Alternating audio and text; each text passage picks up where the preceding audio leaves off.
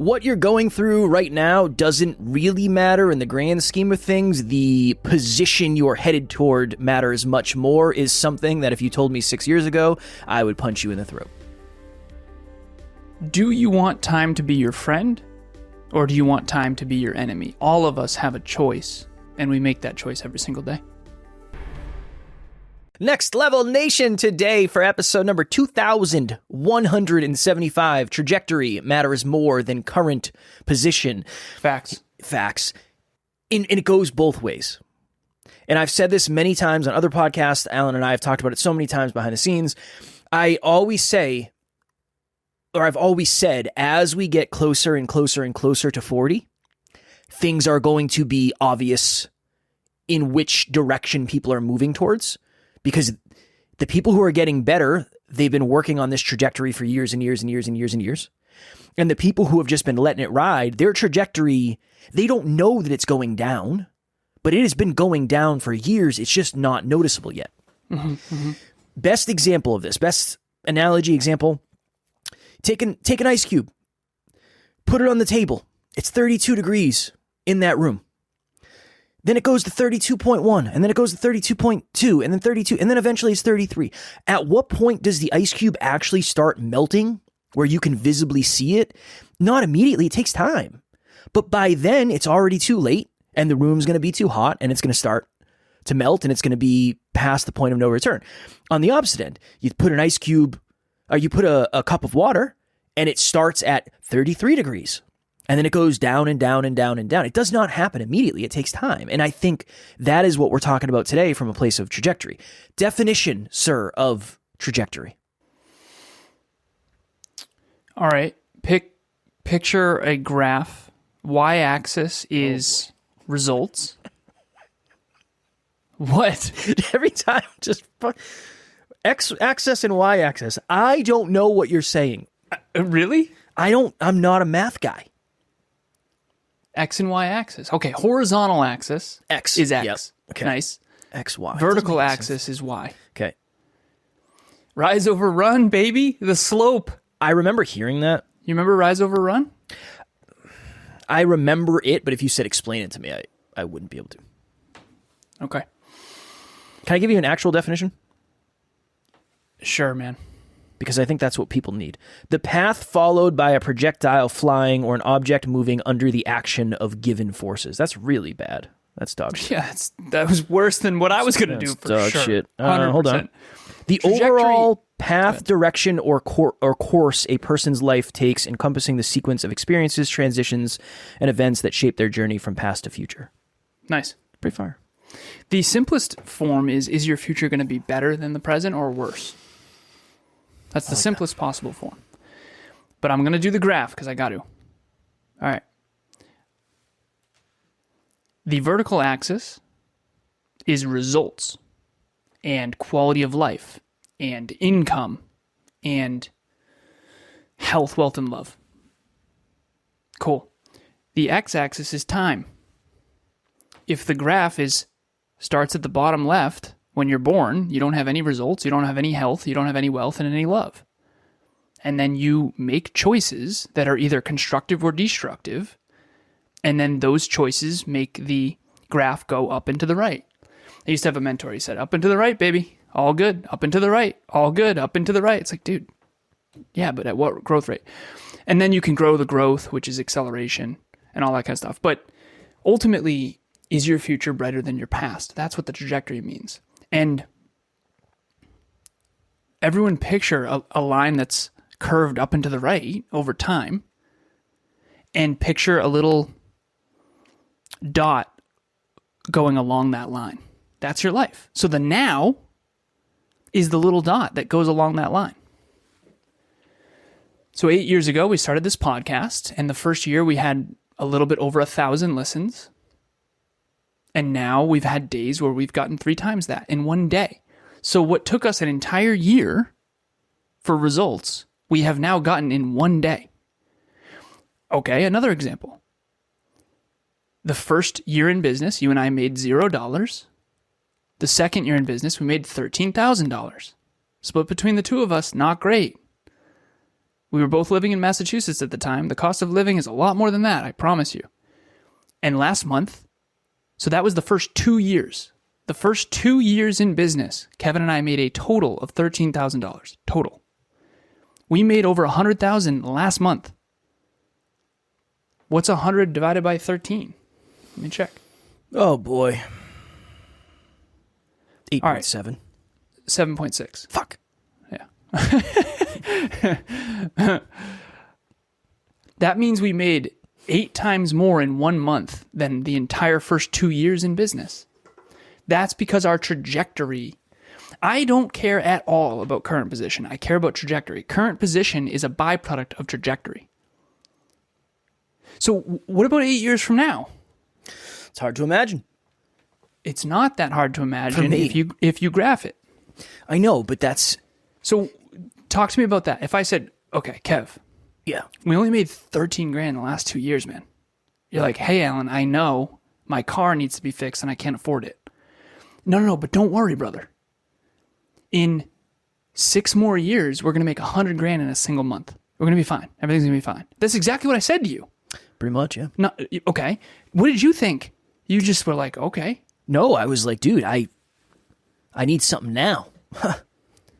I have a structured settlement and I need cash now called JG Wentworth. I need it now, baby.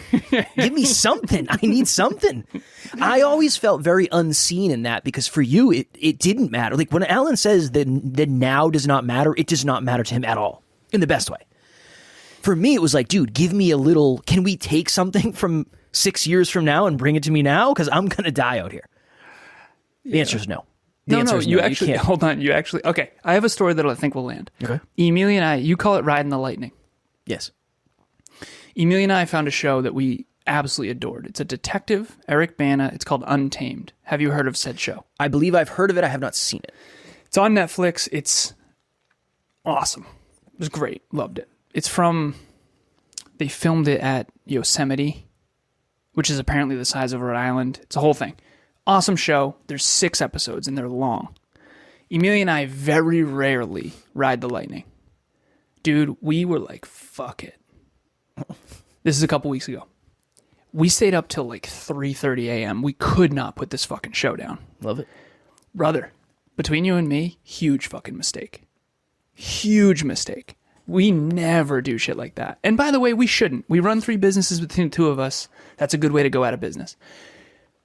We paid for that for weeks. You can't get terrible sleep and have a good life. That's a mathematical scientific fact. Was this on a Saturday? This is midweek, baby. This is did this midweek? Hey, bad. Oh my bad. God. You see what I'm saying? Bad. Now, here's the deal. That is very rare for a reason. We paid for that. You either play now and pay later, which is what we did, or you pay now and play later. Today, I have 13 back-to-backs. 12, because we're only going to get 1 done. Brother. 12. I don't feel great. I'm exhausted, but it doesn't matter. It's irrelevant. The trajectory requires me to do it. And when you push through that every single day, you get really, really, really competent and really capable. And the compound effect, the trajectory, if I invest my time and effort into getting better today, my trajectory will be better and my future will be better. If I were to go straight up, hypothetical universe, I just say, fuck it, Kev, me and you, man, let's rock out. Let's go to the bar. I know I haven't drank in 6 years, but let's go. You and me. Let's ride the lightning. You want to just rip some shots? Let's go. That would be awful. It would be fun in the moment, but it would be detrimental to all of our goals and dreams. I don't not drink because it wasn't fun. Brother, I used to drink before I had fitness goals. Drinking is terrible for your fitness goals. For sure. Terrible. Probably the worst thing. No, there's some hard drugs that are worse. Well, no, I mean, close. It's bad. The worst of the legal things you can do. Acceptable things, right? Yeah. But brother, I remember I stopped drinking because my goals required me to. I said this on a podcast earlier. When you set a goal, you have to be subservient to that goal. Have to. When you do a bodybuilding show, you either lose the show or you are subservient to the goal. And sometimes you are subservient to the goal and you still lose the show. That's actually, that happened to me twice. Right? That happens. 3 times. That happened 2 that times. happens out of too. 3. Yeah. I wasn't quite so subservient to the goal, but I still was. But the truth is, that's why I lost. That's actually a good example. I was not subservient to the goal as much as my other goals, and I lost. And when I was subservient to the goal, I won the whole show and the overall. All right. I'm telling you, man, I was in a dark place. That was a tough fucking... I pulled my shirt up once with Kev. We were in the bathroom, and I was like, hey, man, check this out. You're like, Jesus Christ. It was just 8-pack. I said, you're good. Yeah, you're good to go. You're going to be good. You're going to be fine. You're good to go. Yeah. We were at another bodybuilding show. All right, I want to go micro. How'd you feel the other times? I told you were going to lose, and then you lost. Every time I told you you're going to lose, you lost. Every time I told you you're going to win, you won. Okay, I want to go micro. How do we get through? Because here, this is the hard thing. This is a principle, and once you understand the principle, I think it's way easier to invest in behaviors that will pay off eventually. Mm-hmm. But there is a lag between when you start something and when you get any level of results. Mm-hmm. How do we know we're on the right trajectory when emotionally everything is screaming the opposite because it feels like we're stuck and we're not making any progress? You have to do logic over emotion. Have to. Which is what? Did I send you the Ray Dalio clip? You did send me the Ray Dalio clip, yes. Ray Dalio said, I am friends with some of the most successful people in the world, and none of them feel successful. And then he unpacks why. You are more successful than you've ever been, but you don't feel successful. That is... you do on the macro. Not today, though. Today has been... No, I do today. It's weird. I'm weird with this. I think I'm an outlier in this. But was today easy? No, but I feel successful. Okay. Yeah. All right. But how do you feel physically right now? I slept in, so I feel okay.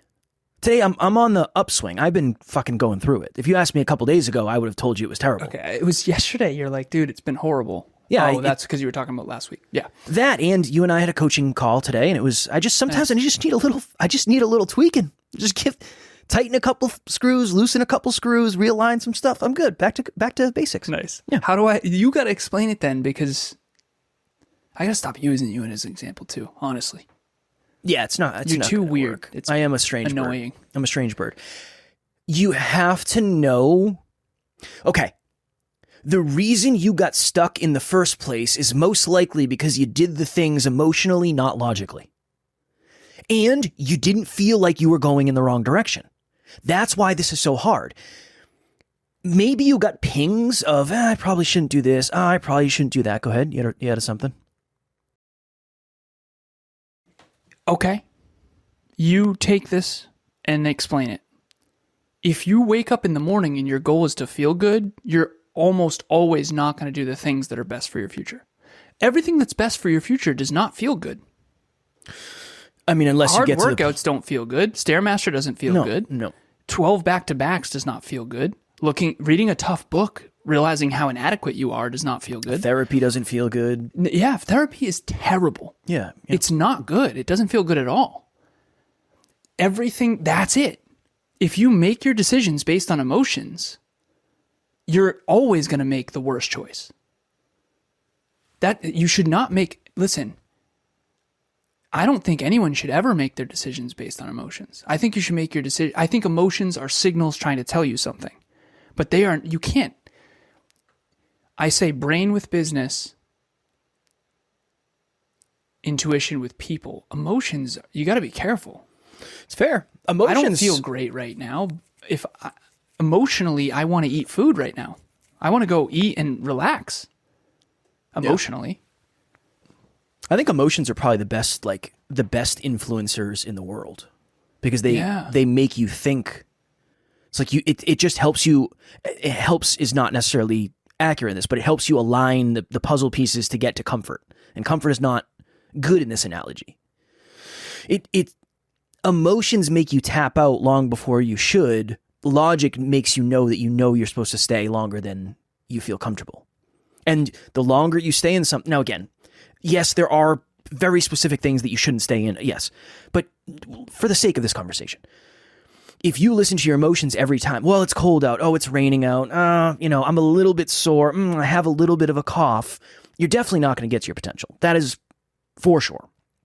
For sure. And I think on the other end, I slept in today instead of going to the gym. That was a hard thing for me emotionally. But that's logic. Okay, nice. When should you listen to your emotions? Because I think actually almost never. I think it's when it's the opposite of what you want to do. That's when I emotionally want to do something, I know it's most likely not the right thing. When I emotionally don't want to do it, that's usually when it's the right thing. For me, at least. Yeah. Next Level Nation, what is happening? If you've thought to yourself, I want to try coaching, but you don't really know where to start, group coaching would be a wonderful place for you. That's really why we created it in the first place. We start a new round every 90 days. So if you're hearing this, go to the website, nextleveluniverse.com, and we have the landing page where you can actually hold your spot right now. Even if there's a group going on right now, you can still lock your spot for the next one. The biggest thing that we've seen is as we get closer and closer to the date, unfortunately, some people end up missing.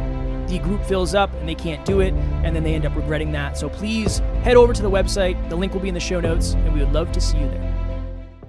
I don't have a better blanket statement. I mean, that's a blanket statement, but this is the best example I can use of this. When Alan and I were in high school, he says I was popular. I wasn't as popular as he says, but regardless. You're more popular than me, that's for sure. That's fair.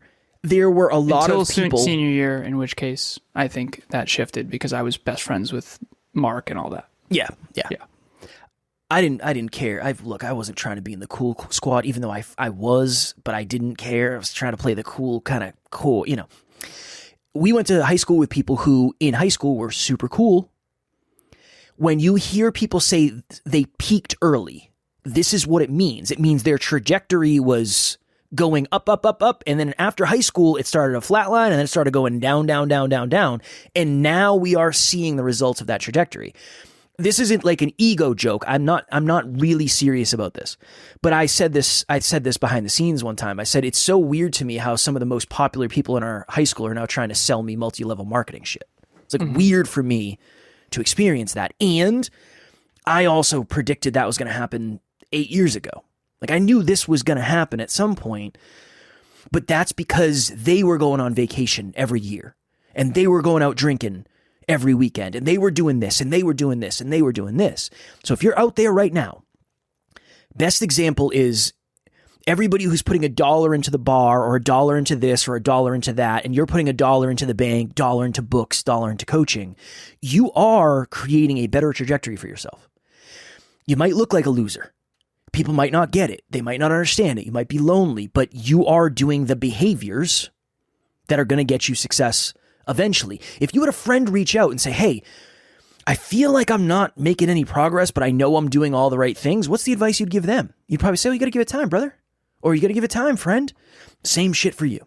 You got to give it time because negative habits do not pay off immediately, neither do positive habits. Okay. I've now come to understand, last piece. I've come to understand, and you've admitted this. You came to me one time and you said, dude, I've been doing this for so long. I was super proud of it. It's been fucking 3 months. Yeah, for sure. Many times. Okay. To me, 3 months is not a long time. At all, actually. That's like planting seeds and then 3 days later being like, where's my crops? It's ridiculous. You don't get the crops until next year. The $100,000 a month had nothing to do with this year. It had to do with the previous 8 years accumulating the trajectory. I need you to explain what it's like to work with someone who always invests the now and to become the type of person who does that because your dreams are coming true. Oh, man.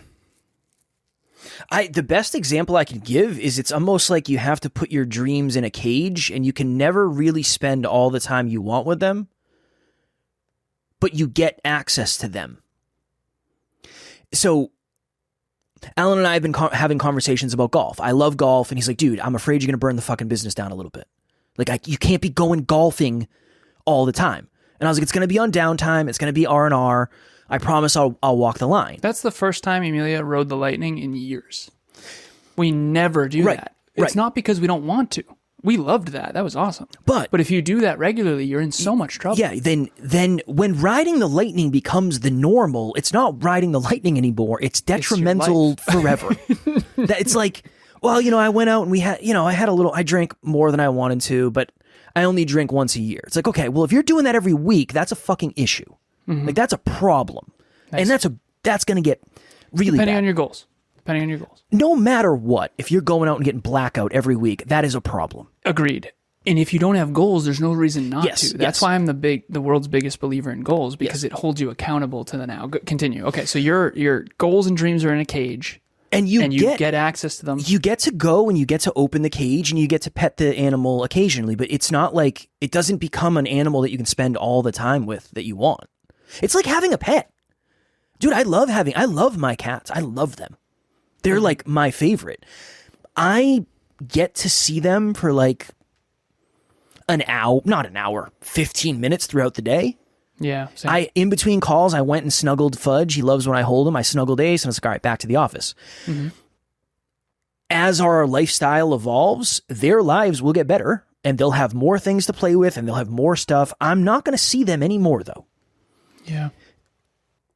I feel like it's not like you're just going to get 100% of your goal, because if you put all the time that you put into getting your goals into it, experiencing your goals, you lose the goals. It's this weird fucking thing. You have to keep pouring water onto the seeds that fed the goals. And if you pour all the water on the goals, the plants that brought the goals die. And it's this paradox of maintaining success. That's why I think sustaining success is harder than getting it. Because when you have success, you want to enjoy it. Oh. But if you enjoy success, you lose it. Oh, that makes a lot more sense. I never understood why you said that. That's why people set goals. That's why I set goals. I don't. I do less than ever, but that is why. That landed. So once you have the success, you actually don't get to spend time with it. Which makes it, that's why a lot of people say, it makes it worse because you want to. It makes it harder. It's easier to not spend money when you don't have it. Got it. And now when you have it, I have one client, she said, what's my biggest red flag? Love it. I said, when you have money, you spend it like a fucking idiot with love. And she understands. And again, I probably was kinder than that. But it was like, I looked in my brain and I said, when you have money, you find ways to spend it. That's very unintelligent. So that's a really good example of that trajectory is not positive. If the only reason you want to make $100,000 is so you can spend $102,000, that is a negative trajectory forever, and that problem will never go away. Nice. Yeah, you don't make more money to spend more money. I think many people do. Because we see people on social... Is this why it doesn't land when I say when you're working, you're not spending? Yeah, because that's not... I don't think it's true. It's not, because if other people are earning more to spend more, then obviously it's not true. I remember say I was on a job and I was making $90 an hour. I would literally think to myself, okay, 9 times 8, I'm making, why can't I do the math? 9 times 8, 56? 9 times 7 is 63. 720. 9 times 8, 72? Yep. Jesus. I used to be good at math. I remember thinking to myself, I made $720 today. We would go to the mall and I would spend $300. I know. Brother.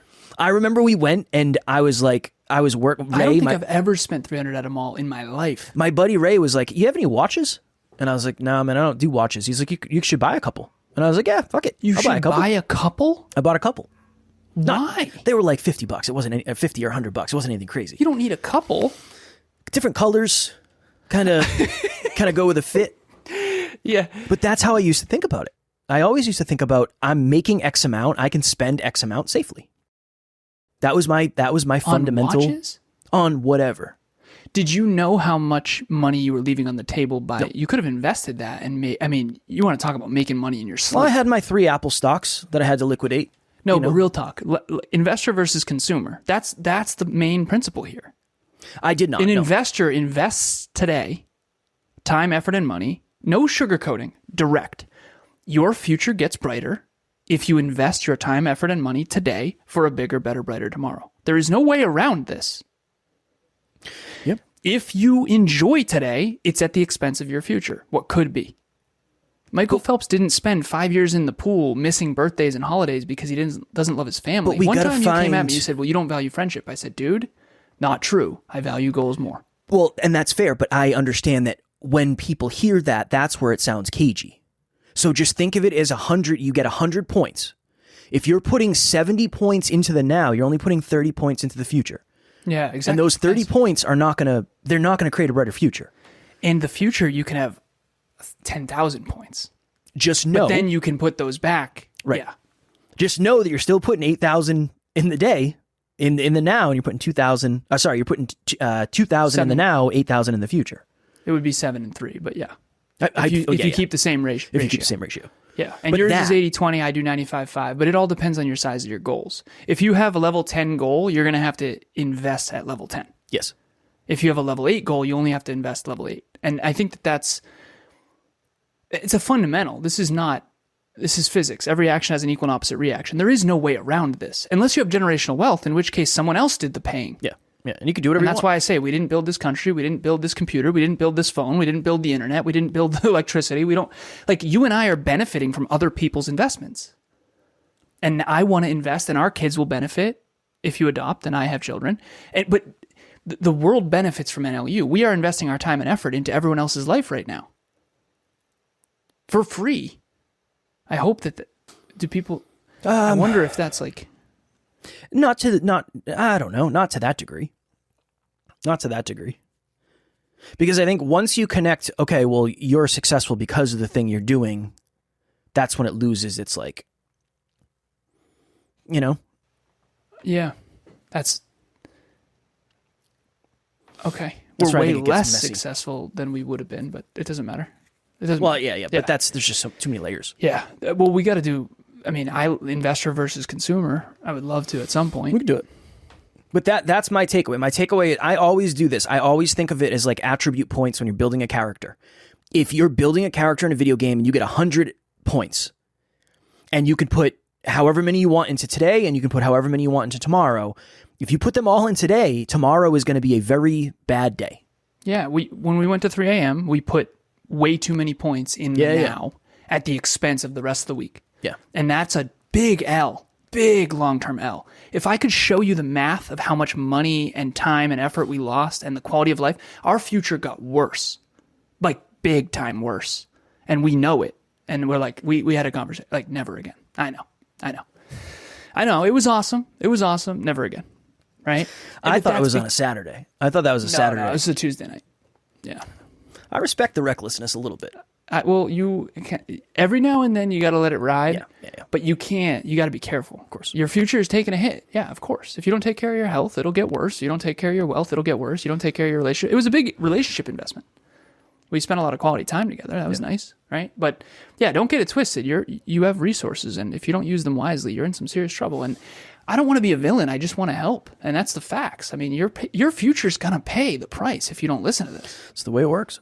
Yeah. That's the way it works. Okay, if somebody wants to get to the next level and really, really align their current selves with future success, how would you help them do that on the next meetup, which is this coming Thursday, I believe?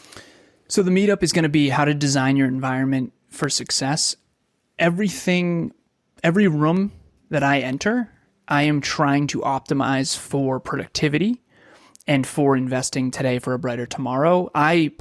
Kevin watched me do this earlier.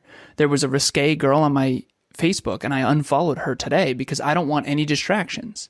And whatever, she does her, that's fine, you do you. I'm not interested. So designing your environment digitally and in person needs to be oriented around your goals. Obviously, if you're a swimmer, you need to have a pool at home, if it's a metaphor. So I'm going to go deep in everything I've ever done to make sure my environment is set up for success. Because I remember back in the day when I was doing coaching calls in my car, that was very not optimal. I needed a better setup. I needed a home office. I needed non-distractions. I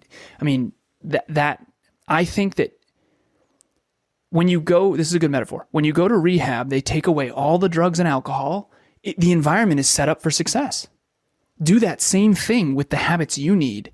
And then a lot of times people relapse because when they go home, their friends have alcohol and all this kind of stuff. When I was quitting drinking, I got all the alcohol out of the house.